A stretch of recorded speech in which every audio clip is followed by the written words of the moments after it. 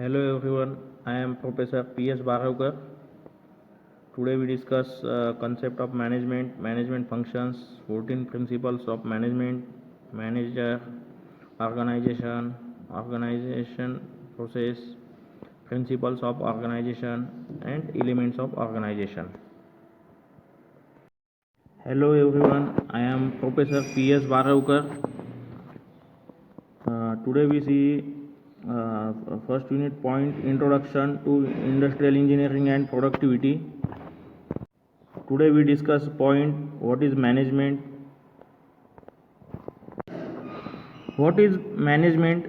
Management definition is coordinating work activities so that they are completed efficiently and effectively with and through other people. Efficiency is getting the most output from the least input.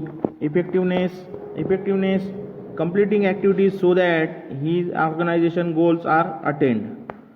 Okay, so one more definition of what management in simple way, management is the process of designing and maintaining an environment in which individual working together in a group efficiently accomplish selected item. So this is a concept of management. Next one is a Henry Fayol management strategy. First came up with the 5 basic functions of management. All of you know the total 5 functions of management. First one is the planning, organizing, staffing, directing, communicating and controlling. First wrote that management is a set of principles which can be learned. Develop 14 principles of management. So total there are 5 functions of management: planning, organizing, staffing, directing, communicating and controlling. And Henry Fayol management strategy developed 14 principles of management. So in next we explain 14 principles of management. So management functions or process of management, there are 5 types of functions in management. They are, first one is the planning. Planning defines the goal and establishing strategy. In organization, second one is organizing. In organizing includes determining what task has to be done, who is to be, do them. Next function is staffing. Staffing include recruitment of people and training them towards the project. Next one is leading. In leading includes the motivating the employees and directing the activities. And fifth function of management is controlling. In controlling, it is the process of monitoring the performance.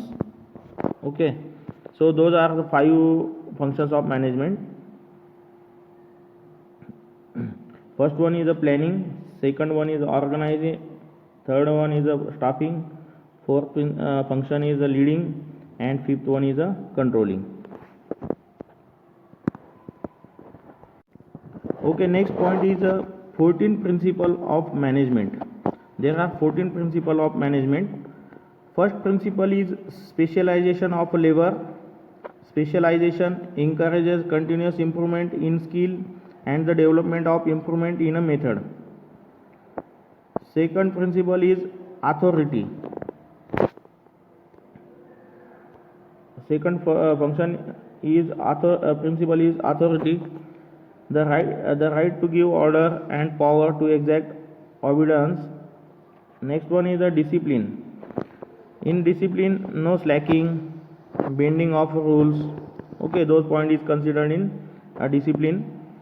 Next principle is unity of command. Unity of command. Each employee has one and only one boss. Next principle is unity of direction. In unity of direction, a single mind generates a single plan and all play their part in that plan. Next principle is subordination of individual interests, which when at work, only work things should be pursued or thought about. Okay. And next principle, 7 number principle is remuneration. In remuneration, employees receive fair payment for services, not what the company can get away with. So there are 14 principles. Next principle is 8 number principle of management, centralization. In a centralization, consolidation of management functions, decisions are made from the top. Next principle is next is a scalar chain, line of authority. In that formal chain of command running from top to bottom of the organization like a military. Next principle of management is order. All materials and personnel have a prescribed place and they must remain there. Next one is equity of a treatment but not necessarily identically treatment. Next principle is a personal tenure, limited turnover of personnel, lifetime employment for good workers. Okay, and 13 number principle is initiative, thinking out a plan and do what it takes to make it happen. And last principle, 14 number principle of management is esprit de corps, harmony, cohesion among personnel. This is a principle that in union there is a strength as well as an extension of the principle of unity of command, emphasizing the need for teamwork and the importance of communication in aligning it. Okay, so there are we discuss here 14 principles of management. So one by one. First one, specialization of labor. Second one is authority. Third one is discipline. Fourth is unity of command. Fifth number, unity of direction. Sixth number, subordination of individual interest. 7 number, remuneration. 8 number, centralization. 9 number, scalar chain. 10, order. 11 number, equity. 12 number, personal tenure. 13 number, initiative. 14, esprit de corps. So those are the 14 principles of management. So this is a chart of types of manager. So first one is upper manager, upper management. It is classified into 3 types: upper management, middle management and lower level management. So this chart shows in that chart. So upper management, in upper management, long term goals, products, market, business, organization, those are the example. Job like CO, CFO, CO, CTO, VP marketing. Okay, those point is in upper management. Second type of management is middle management. So in middle management, interpret plans, set of actions. Job like regional plan manager. Okay, so third is a lower level management. In lower level management, implementation plans. Okay, job like a team leader, assistant manager, foreman, shift manager. Those job is considered in a lower level management. So this chart shows types of management: upper management, middle management and lower management.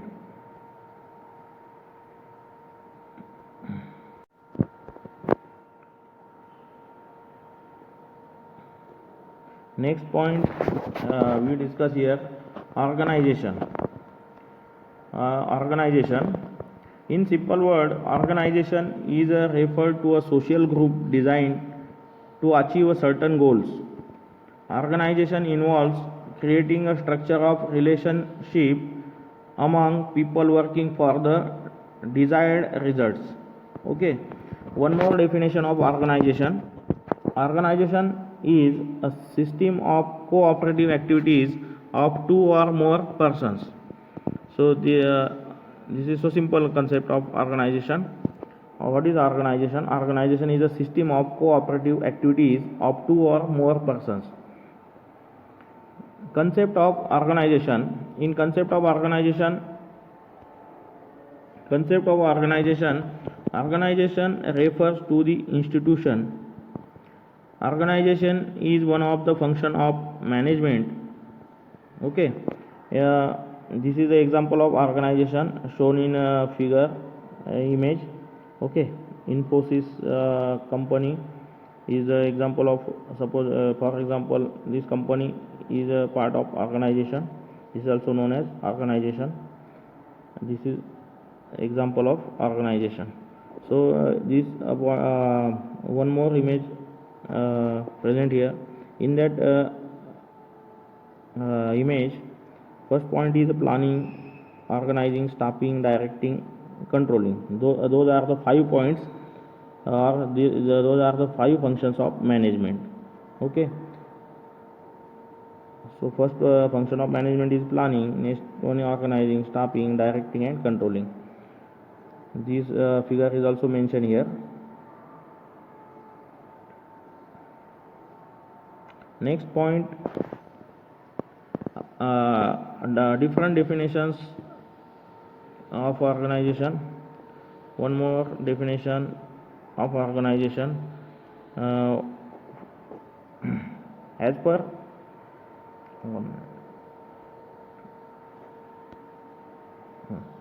according to Keith Davis, what is organization? According to Keith Davis, organization may be defined as a group of individuals, large or small, that is cooperative under the direction of executive leadership in accomplishment of certain common object. Okay, according to Chester I. Barnard, organization is a system of cooperative activities of two or more persons.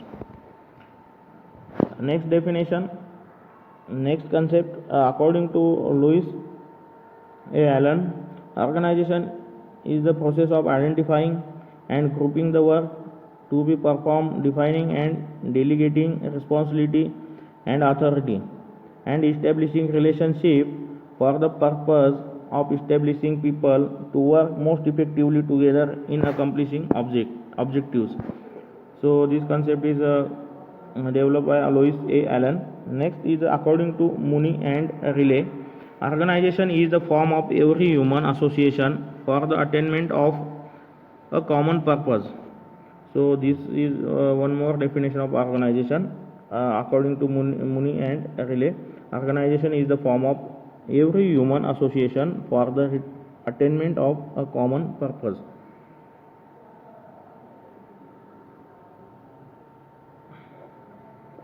So next point is organizing process. Okay, in organizing process,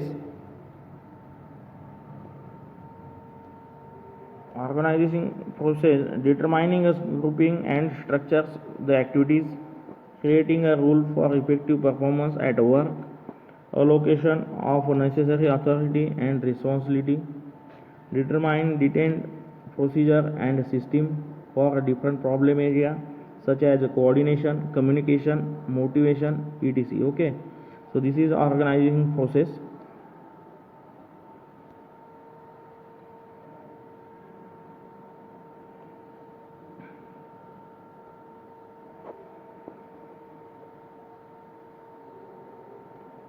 Next point is the characteristics or features of organization. Outlining the objectives, bomb with the enterprise are its long life objectives of profitable manufacturing and selling its product. Other objectives must be established by the administration from time to time to aid and support this main objective. Next one is identifying. Next point is identifying and enumerating the activities. So in that, after the objective is selected, the management has to identify total tasks involved and its breakup closely. related component activities that are to be performed by an individual or divisions or a department. Next point, assigning the duties. So in that, when activities have been grouped according to similarly and common purposes, they should be organized by a particular department. Within the department, the function duties should be allotted to particular individuals. Next one is defining and granting the authority. The authority and responsibilities should be well defined and should correspond to each other. A close relationship between authority and responsibility should be established. Next one is creating authority relationship. After assigning the duties and delegating of authority, the establishment of a relationship is done. It involves deciding who will act under whom, who will be his subordinates, what will be his span of control, and what will be his status in the organization. Besides these formal relationships, some informal organization should also be developed. So those are the characteristics or features of organization we discuss here. First one is outlining the objectives. Next point is identifying and enumerating the activities, assigning the duties, defining and granting the authorities, creating authority relationship. Okay, so those points we discuss here. After that, next point we discuss importance or need or advantage or significance of organizations. So what are the importance or advantages of organization we discuss here? First one is it facilitated administration and management. First need or advantage of organization is it facilitated administration and management. In that, organization is an important and the only tool to achieve enterprise goals set by administration and explained by management.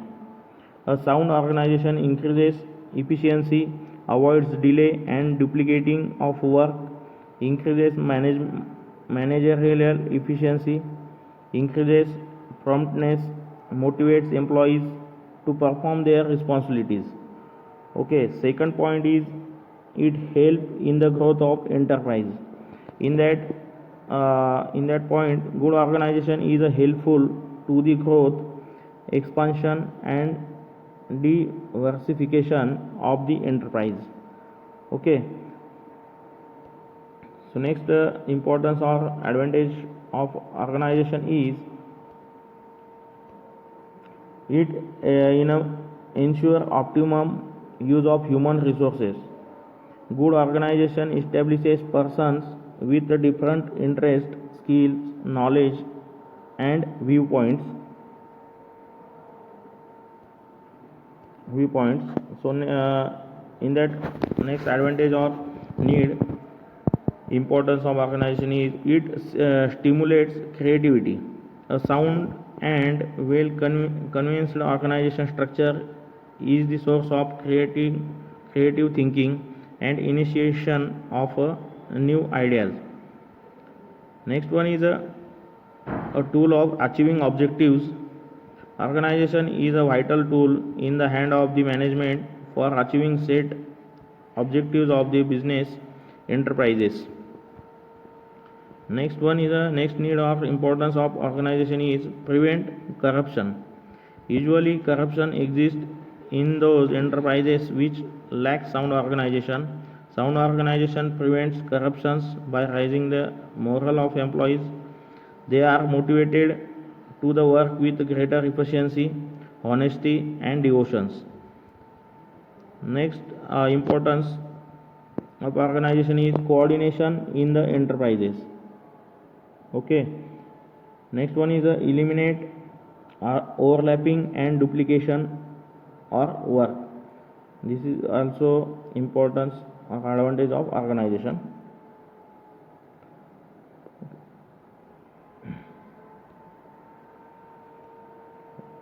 So we discuss here importance, need or advantages of organization.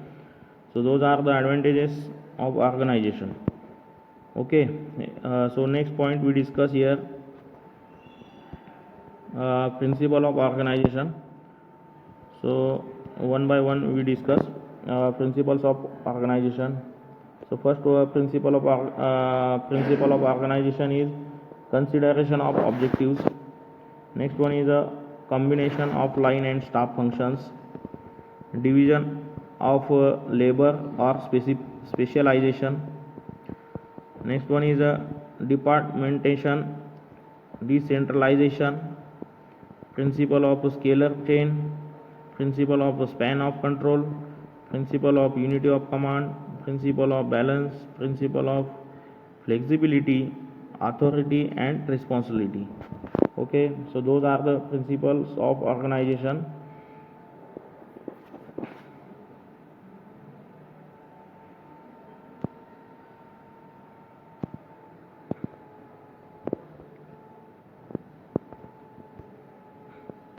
So one by one principle of organization we discuss here.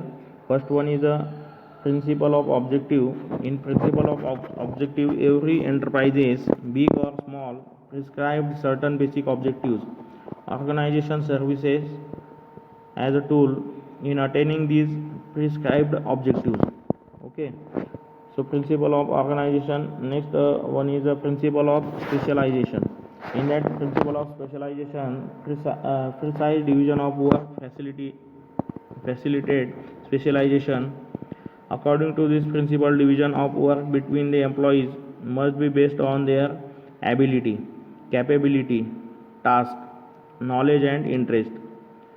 This will ensure specialization, and specialization will lead to efficiency, quality and elimination of wastage, etc. Okay, so next principle of organization is the scalar principle. In scalar principle, this principle is sometimes known as the chain command. There must be clear line of authority running from the top to the bottom of the organization. Next one is the principle of authority. In a principle of authority, it is the tool by which manager is able to create an environment for individual performance.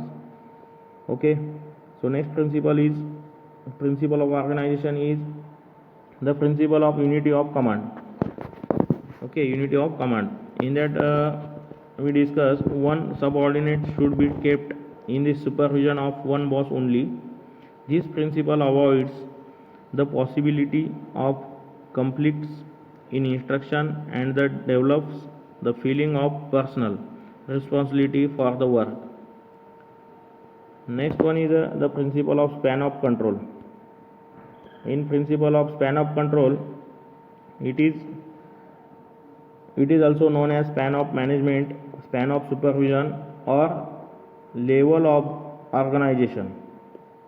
Next one is the principle of the unity of direction. In here, in that we discuss the basic the principle of unity of direction. The basic rationale for the very existence of organization is the attainment of certain objectives. Major objectives should be split into function activities, and there should be one objective and one plan for each group of people. Okay, so next one is the principle of balance. In that, in every organization structure, there is a need for balance, for effective grouping and assigning activities. This principle calls for putting balance on all types of factor, human, technical as well as financial.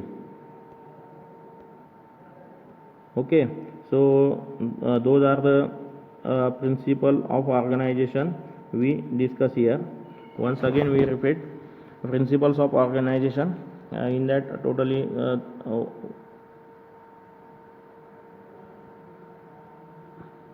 Those are the principle of organization. Consider of objectives, combination of line and staff function, division of labor, specialization, departmentization, decentralization, principle of scalar chain, principle of span of control, principle of unity of command, principle of balance, principle of flexibility, authority and responsibility. So all principle of organization we discuss here. Okay.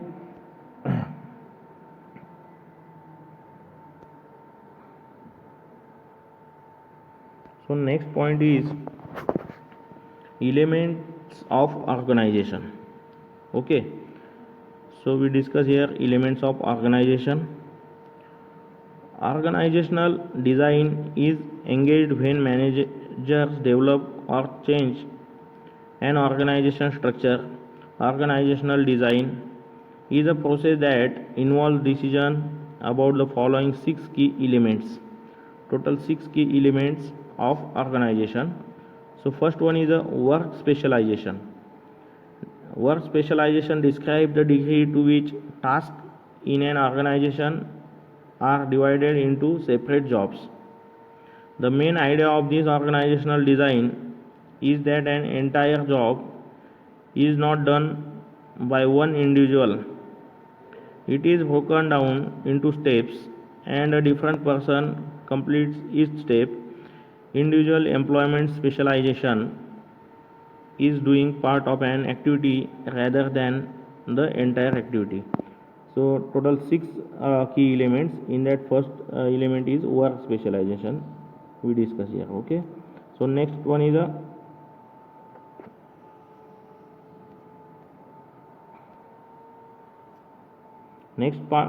point is a departmentalization.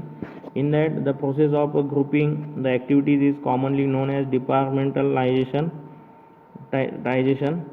Departmentation is useful for specialization and fixation of responsibility. Pattern used in departmentation or common form of departmentalization: departmentation by function, departmentation by product services, departmentation by product or services, grouping by location or territories, departmentation by time, grouping by process and equipment.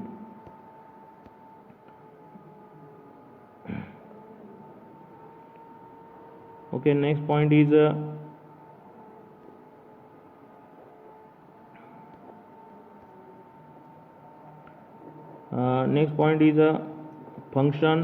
functional departmentization.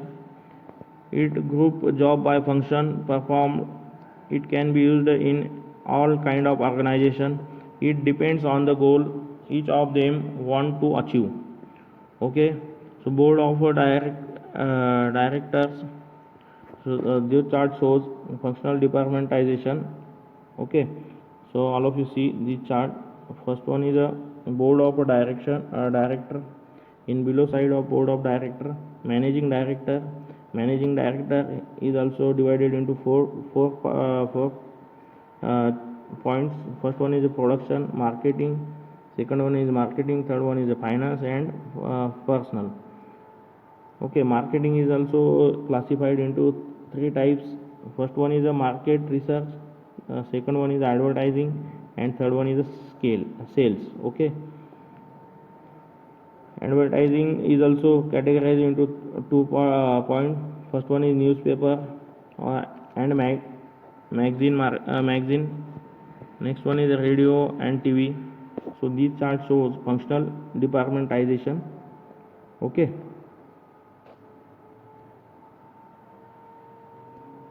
so first point is the board of in functional departmentization.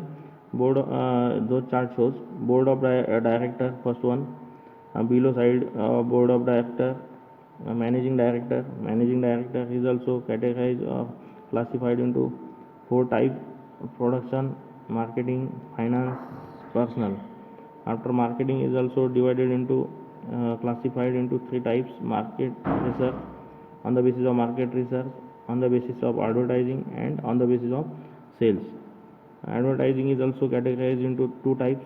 First one is by using newspaper, magazines, and after that radio and TV. Okay, so those charts indicates or this is a chart of functional departmentization.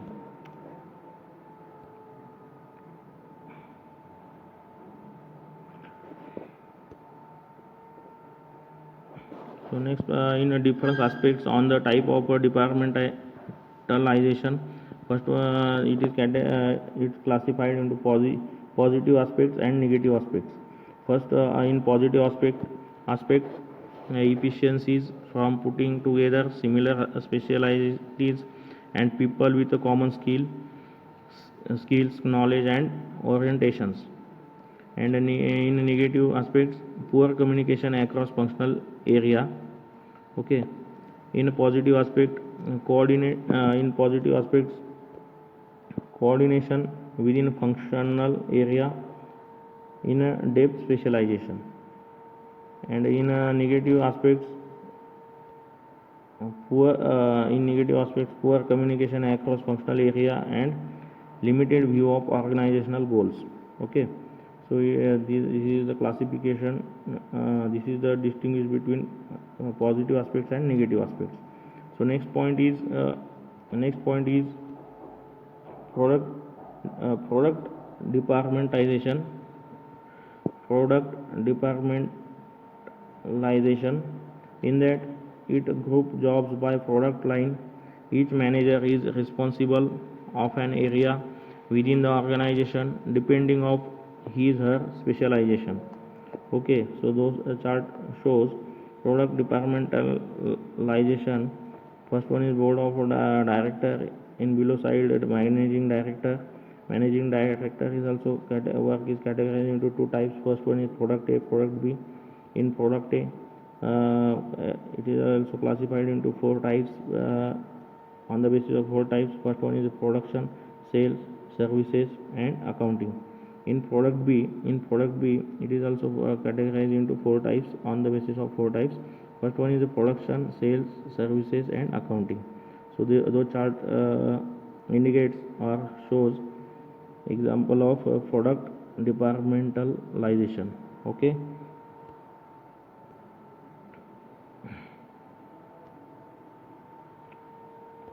So different aspect on the type of departmentalization, product departmentalization. So it is distinguished between positive aspects and negative aspects of product departmentalization.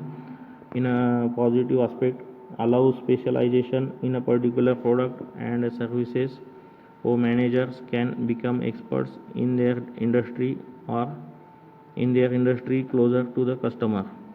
In negative aspect, duplication of function or limited view of organizational goal. Okay, so next point is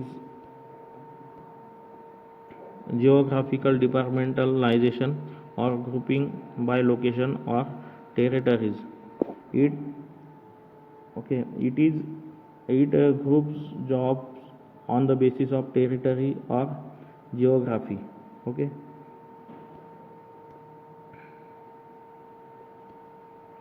so the chart indicates here. First one is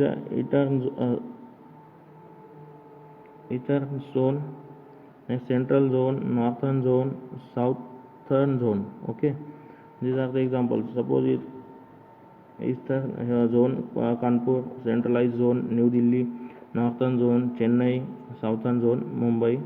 Okay, so in a central zone, it is classified into four types: Jalandhar division, Chandigarh division, Delhi division, Ajmer division. Okay, New Delhi division is also categorized into different branches: first branch, second, and fourth one. So different aspects of the type of departmentalization in positive aspect and negative aspect. In positive aspect, more effective and efficient handling of specializing regional issues that arise, service need of unique geographical marketing better. Negative aspect, duplication of function can feel associated from other organizational area. Next one is a process departmentalization or grouping by process and equipment. Process departmentalization in that in the spinning, weaving, dyeing, printing. Okay. So different aspects are type of departmentalization, positive aspect and negative. In positive, more efficient flow of work activities. In negative aspects, can only be used with a certain type of product. Next one is a customer departmentalization. In customer departmentalization, it group on the basis of a common customer departmentalization, department to handle foreign customer, department to handle domestic customer, department to handle wholesale customer, department to handle retail customer. Okay, so this is a customer departmentalization concept. Next one is a chain of third point, chain of command. Chain of command is it is defined as the continuous line of authority that extends from upper organizational level to the lowest level and classified who reports to whom. There are three important concepts attached to this theory. First one is authority, responsibility, unity of command. Okay. In authority refers to a right inherent in a managerial position to tell people what to do and to expect them to do it. In a responsibility, the obligation to perform any assigned duties. Unity of command, in unity of command, the management principle that each person should report to only one manager. Next one is the fourth number, span of control. What is span of control? Span of control is it is important to a large degree because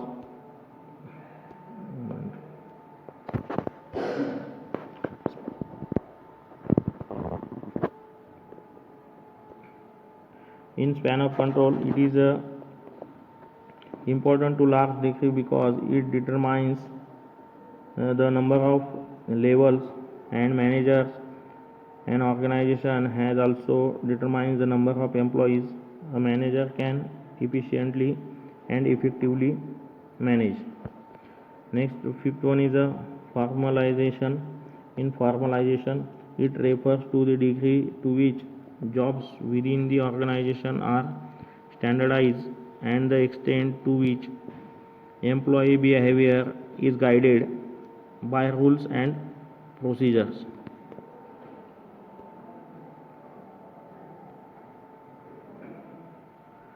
Next point is centralization and decentralization. What is centralization and decentralization? In a centralization organization, the authority to make important decision is retained by top level managers. Okay, and in a decentralized organization, the authority to make important decision is delegated to manager at all levels in the hierarchy. Okay, so this is the difference between centralized organization and decentralized organization. Centralized organization. Okay, next is this decentralized organization. Key points of centralization. The centralization can facilitate coordination. Centralization can help ensure that decisions are consistent with organizational objectives. Centralization can avoid duplication of activities by various subunits within the organization. By concentrating power and authority in one individual or a management team, centralization can give top level managers to bring about needed major organizational changes. Those are the key points of centralization.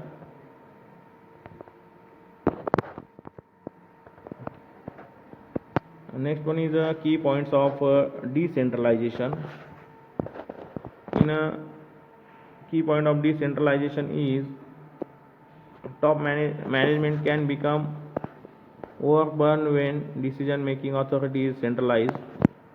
Motivational research favor decentralization. Decentralization permits greater flexibility, more rapid response to environmental changes.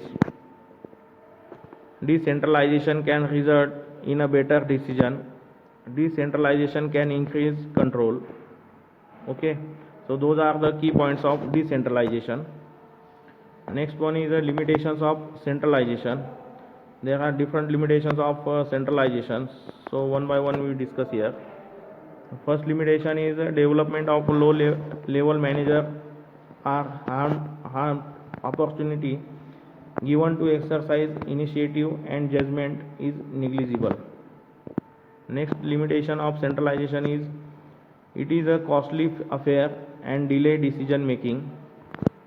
It creates problems of effective communication. No scope of specialization as a person may have to be look into many things. Okay, so those are the limitations of centralization. Next point is limitations of decentralization. Limitations of decentralization. So in that it creates a problem in coordination between different units of the organization, may result in higher administrative expenses as qualified manager are needed for different divisions. Due to different policies and procedures of each unit in a decentralized organization, inconsistencies may arise organizational activities. Okay, so those are the limitations of decentralization. Okay,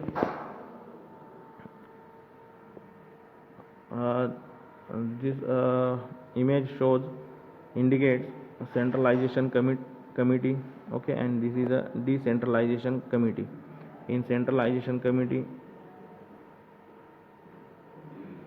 okay, this is an example of centralized committee, and this is a decentralized committee.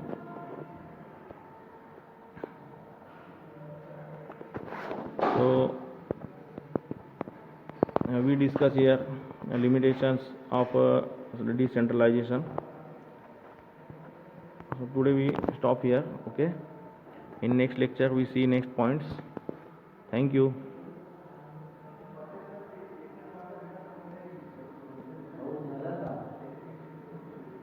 Thank you all of you.